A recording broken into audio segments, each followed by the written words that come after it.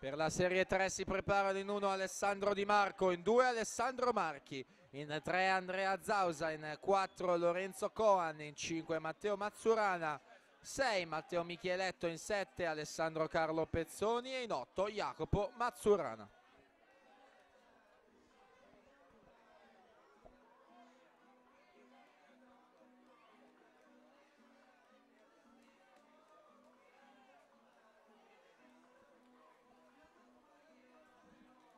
Gianmarco Tonetto 1.10.94, Enrico Capodaglio 1.11.60.